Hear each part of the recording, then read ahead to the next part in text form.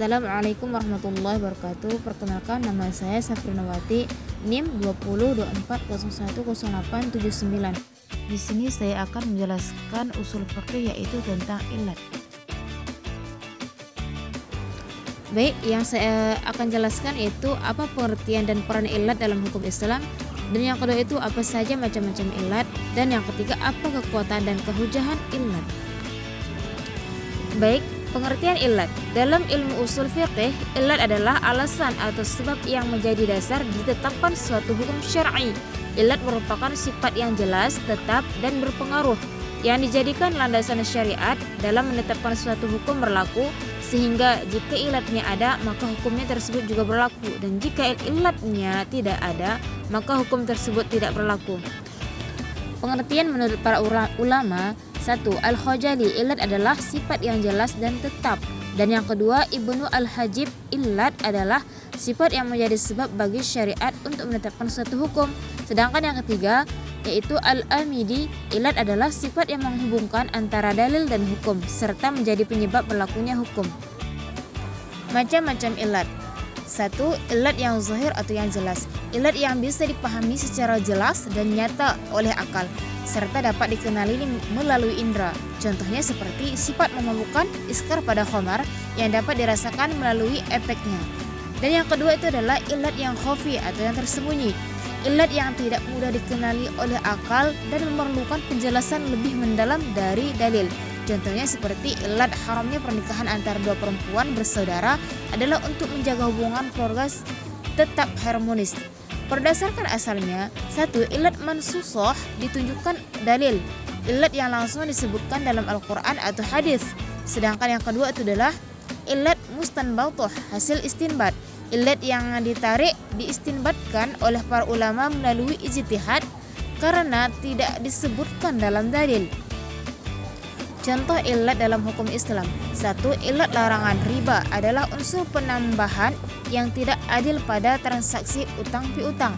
Dan yang kedua yaitu ilat wajibnya zakat pada harta adalah kekayaan yang mencapai nisab. Dan yang ketiga, ilat larangan meminum khamar adalah kemampuan memabukkan. Karakteristik ilat. 1. Jelas dan tetap, harus dapat dikenali dan dipahami secara rasional. Dan yang kedua itu adalah sesuai dengan hikmah, memiliki hubungan erat dan tujuan hukum, yaitu mewujudkan kemaslahatan atau menghindari kerusakan.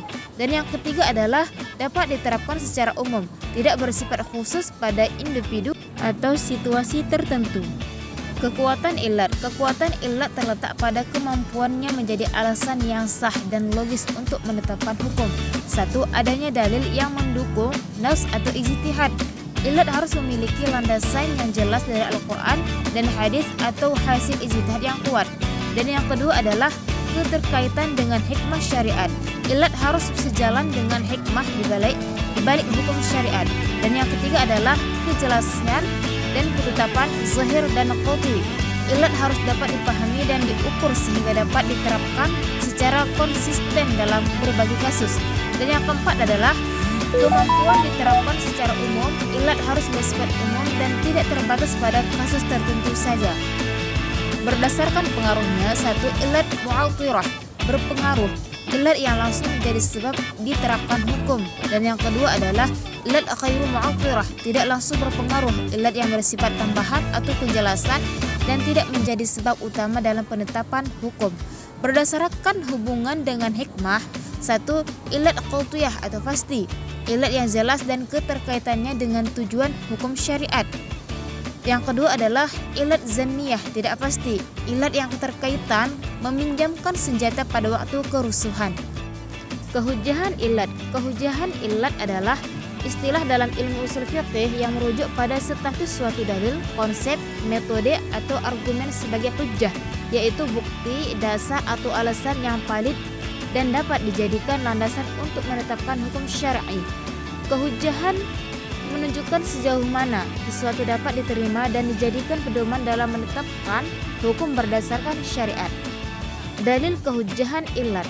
Al-Quran dan hadis seringkali menggunakan alasan ilat sebagai landasan hukum yang menunjukkan bahwa ilat adalah konsep yang diterima dalam syariat.